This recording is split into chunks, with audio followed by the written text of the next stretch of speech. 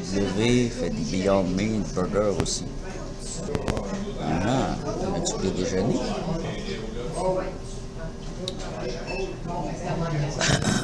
J'ai faim en matin.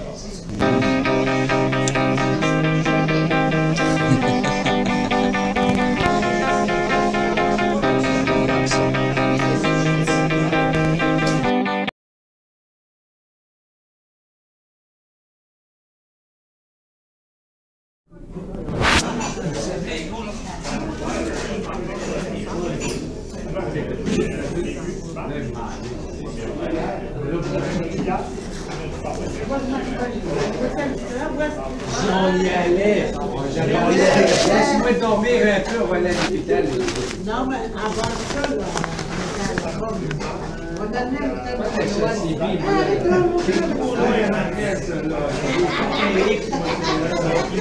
ça compte plus sur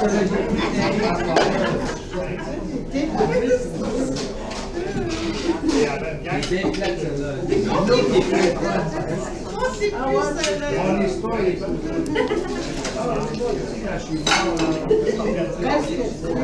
avais-tu commencé à faire la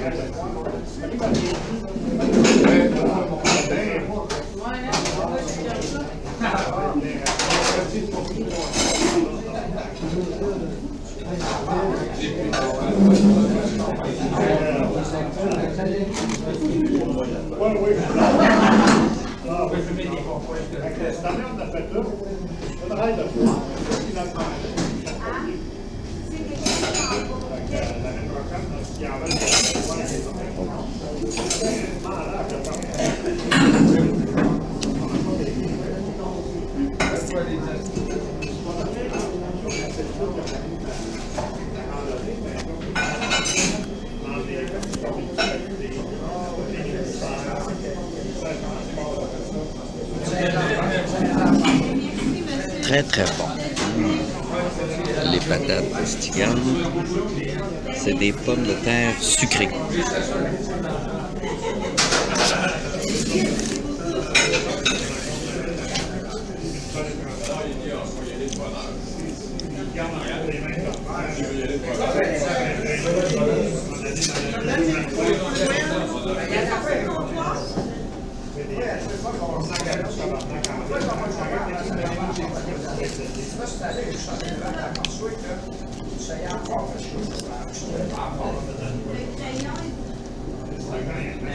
Burger Sésame Beyond Meat sans viande. C'est une galette de légumes.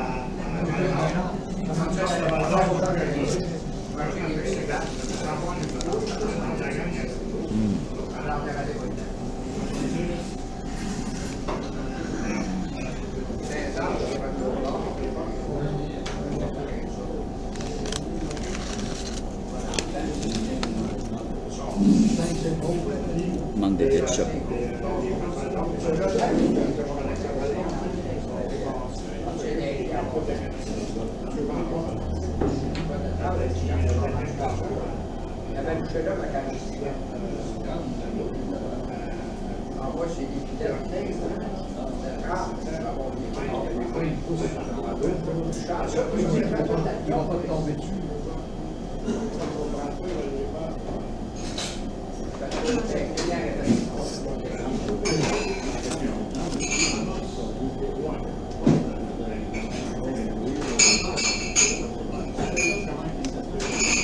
Un peu sec.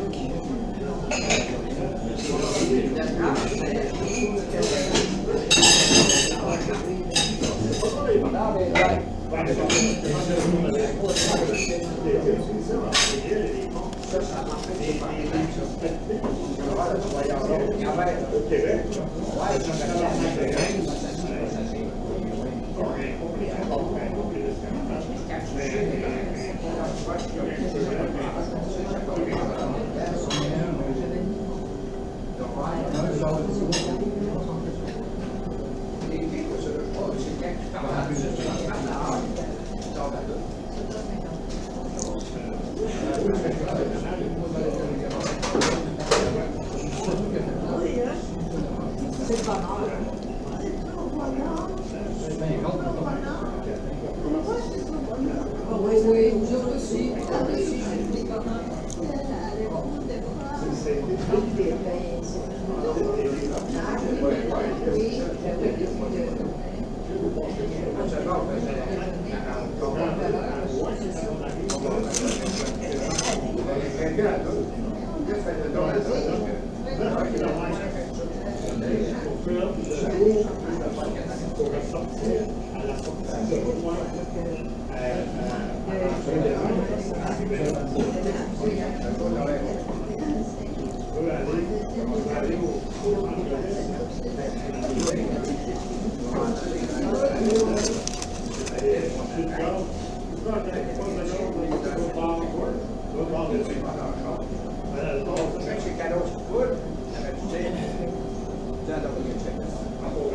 $15 l'heure, nous embauchons pour venir travailler ici. Je gagne un peu moins de ça.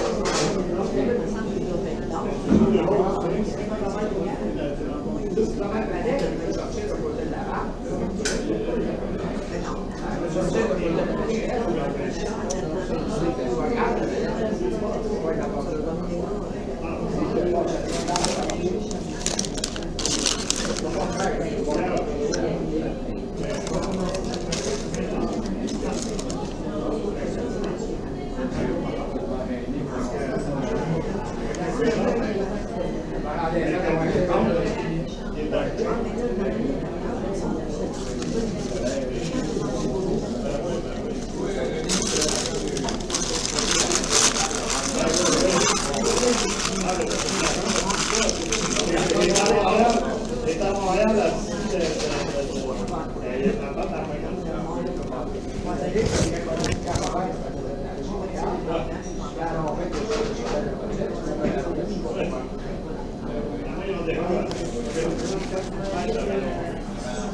Alors, micro. Ah, il est là. Alors, j'attends mon dessert. J'ai un petit chausson pomme.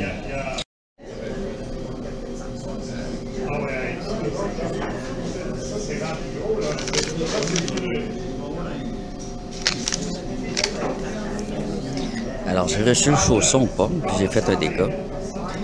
Le chausson pomme, il est frit. C'est assez bizarre. Il est ensuite roulé dans le sucre brun et la cannelle.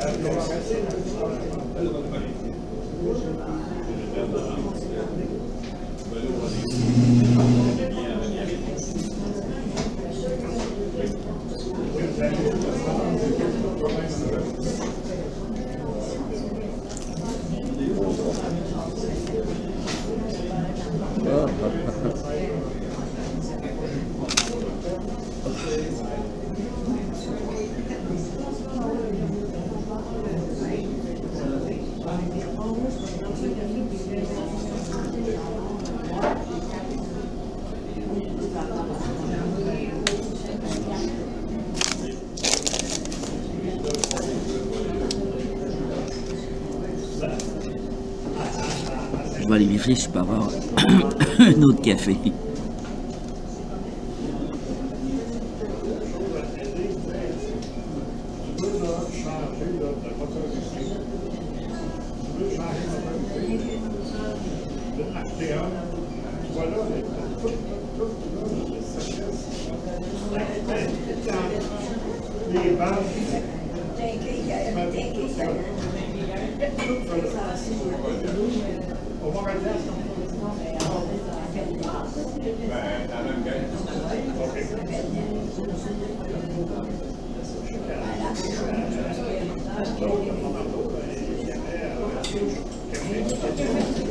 Alors on a droit à un deuxième café, c'est gratuit. Tout le monde, dans le fond. C'est vrai chaud.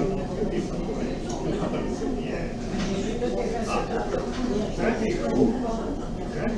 Qu'est-ce que c'est chaud.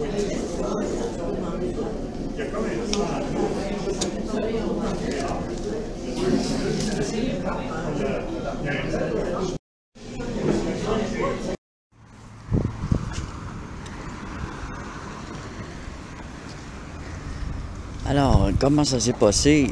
Je pouvais pas trop parler parce que c'était plein de monde, tout simplement. Puis que c'était gênant un peu de parler avec une caméra puis tout filmer, là où les gens n'aiment pas trop être filmés. Et c'est ça. Je sais pas si on a bien vu tout le long.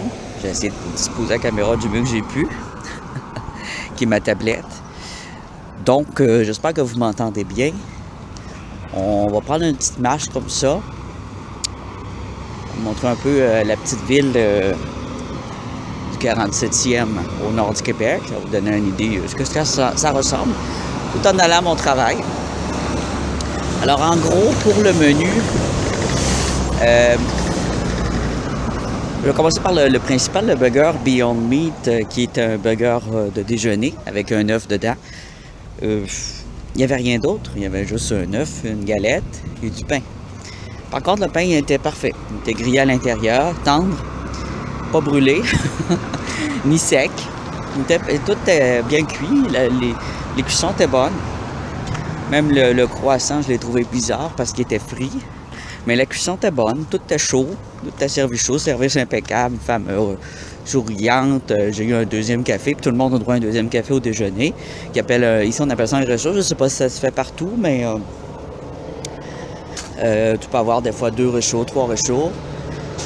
Mais dans les fast-foods, comme celui-là, les gros véhicules, c'est très gossant dans les... Là, on est en plein centre-ville. Ça vous donne une idée. C'est désagréable. Et on va passer par un pont de la rivière. C'est pas un vieux pont. Le vieux pont il a été défait, puis ils en ont mis un nouveau. Moi, j'aimais bien le vieux pont, mais ça aidait pas pour les camions. Il était curvé. Il avait une curve. Il était rond. Maintenant, c'est un pont plat. Les patates étaient excellentes, croustillantes, merveilleuses. C'était des patates douces.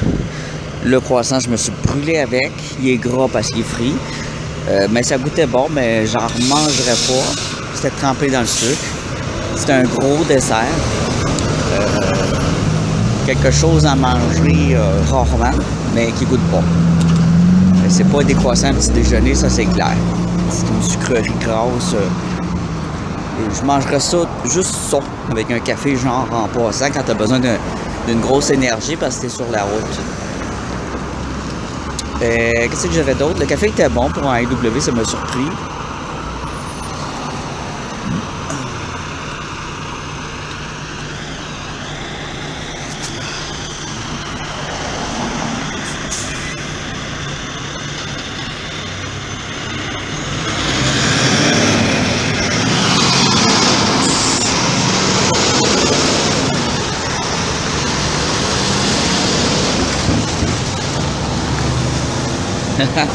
C'est comme ça tout le long du chemin. T'as toujours de gros bruits. C'est l'enfer ici au nord parce que c'est industrialisé. Tout le nord est industrialisé. Ça, c'est depuis le début du nord, là, depuis le début que l'industrie a commencé.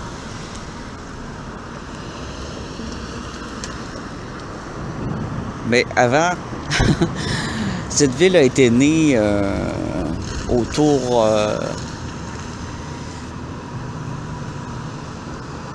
à partir d'un camp comment on appelle ça, un camp de concentration du temps de la guerre, la Deuxième Guerre mondiale. Allez, c'est à moi.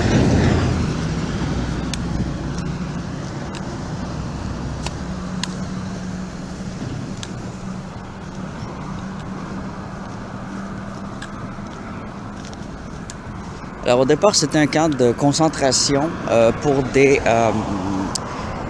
Néo-Zélandais, quelque chose de même, Irlandais ou non, les Néo-Zélandais, qui étaient considérés comme des ennemis nazis, je sais pas trop. Des histoires à dormir debout, des guerres, hein. Parce que la guerre des années 30-40, ça a été l'enfer. La ville a un peu plus de 100 ans. Alors, tout s'est bâti autour du camp de concentration pour nourrir les gens qui travaillaient au camp de concentration, les gardiens. Et ensuite, quand ils ont libéré les gens du camp de concentration, il y en a quelques-uns qui se sont installés ici. Et on avait des Autochtones qui s'étaient enfuis, des Algonquins, qui étaient réfugiés au départ autour du chemin de fer.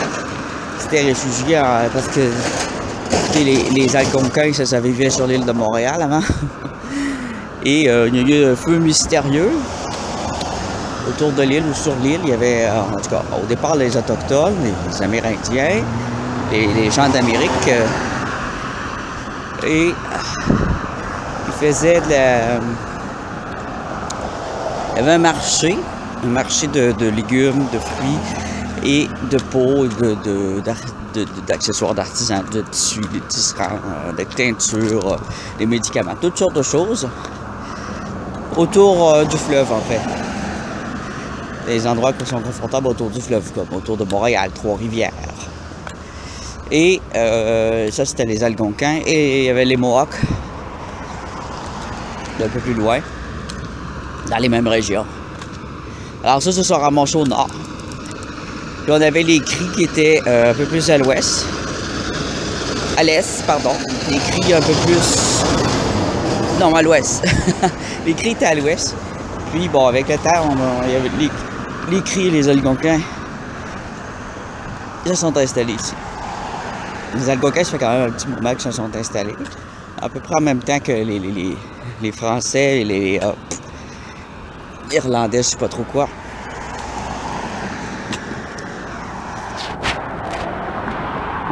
Ce matin, on avait une grosse brume. C'était beau. J'aime beaucoup la brume. Je sais pas si vous aimez quand il brumasse.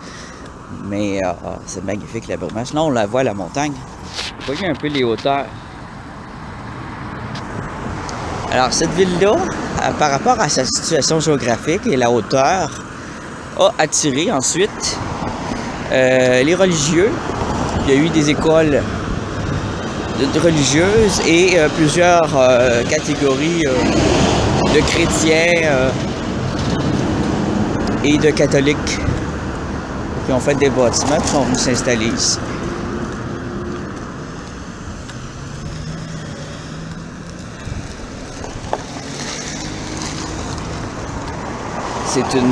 C'était une ville recluse et loin. Il y a juste une autre ville au nord, mais elle est moins grande un peu. Après ça, c'est plus des villages, même des camps. Quasiment des camps de survie. Hein?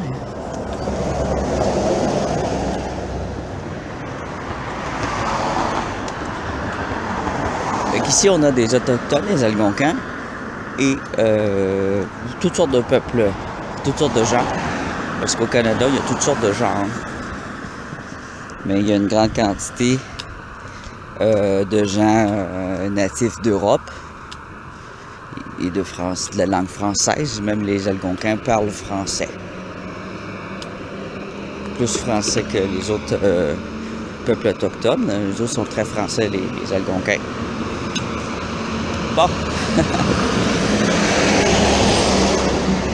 Moi, je suis moi-même Algonquin, Micmac et j'ai du normand de la France.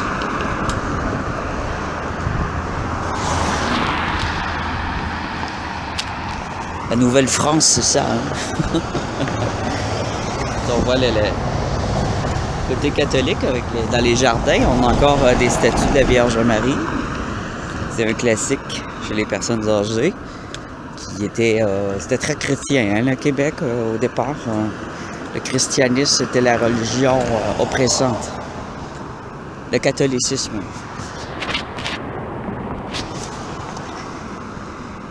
Ça rendait pas toujours compte, je pense, parce qu'ils croyaient tellement à leur foi que pour eux, ils nous sauvaient. Ils sauvaient tout le monde, mais c'était oppressant parce que c'était obligatoire. Les baptêmes étaient obligatoires, tout était obligatoire. Même si c'était pas officiellement la loi, non officiellement, ça l'était.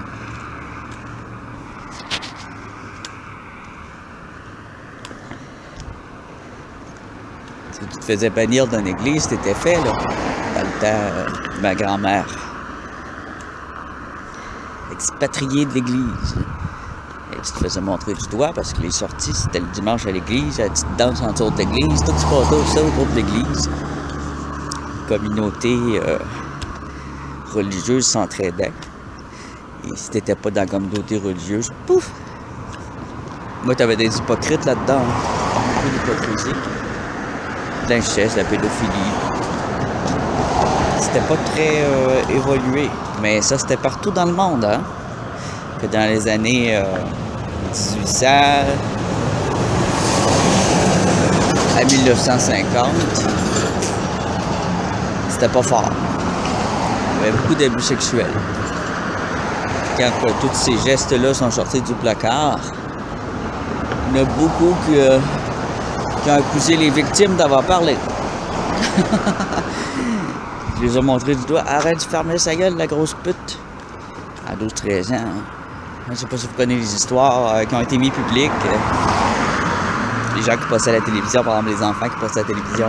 Nathalie Simard, c'est un bon exemple. Alors c'était plein, mais en France aussi, on s'en cachera pas. Vous avez aussi vos vieux pédophiles, vos familles incestueuses. Et ça, c'est dans toutes les communautés.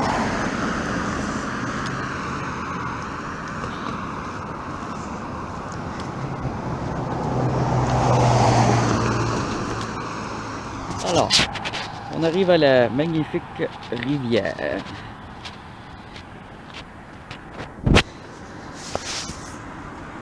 Alors, il est 10h34, il faut que j'aille au travail. Je vais vous montrer vite fait le parc et ensuite je m'en vais travailler. Des beaux bégonias. Ils n'ont même pas brûlé ici, bande de chanceux. Autour de l'eau, ça n'a pas brûlé, mais brûlé par le froid, je veux dire. Ils sont pas gelés.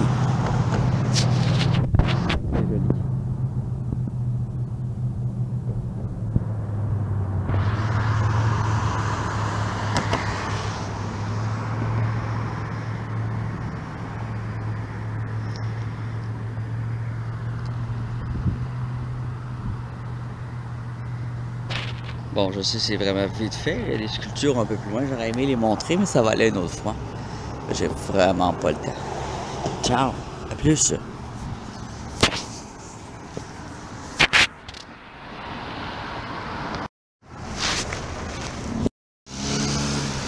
Ça, c'est mes doigts. Hein?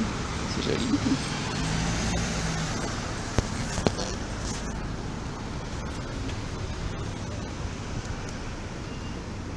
Alors, on voit un peu le look du centre-ville avec ses vieilles palissades.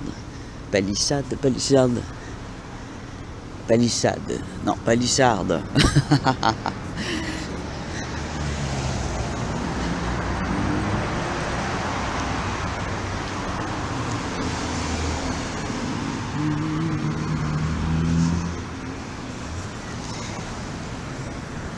Des parties nouvelles aussi. Nouveau bar. C'est une belle petite ville. Là. Alors, une vieille architecture. C'est le western. Avec une boulangerie et environ je sais pas trop quoi.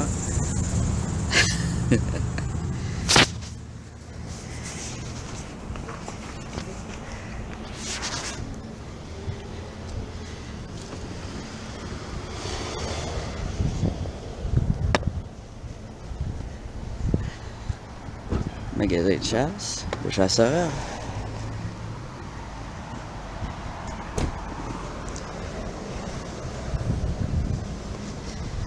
On a un autre ici, un bâtiment intéressant. Deux autres bâtiments intéressants. Je vais me dépêcher un peu. Je vais être en retard au boulot. Celui-ci. Celui-là, c'est les premières maisons du centre-ville, là. Il y a d'autres qui ont été détruites, là. Ceux-là, ils n'ont pas été détruits. Il y a vraiment des maisons de colonisation. Là, ici.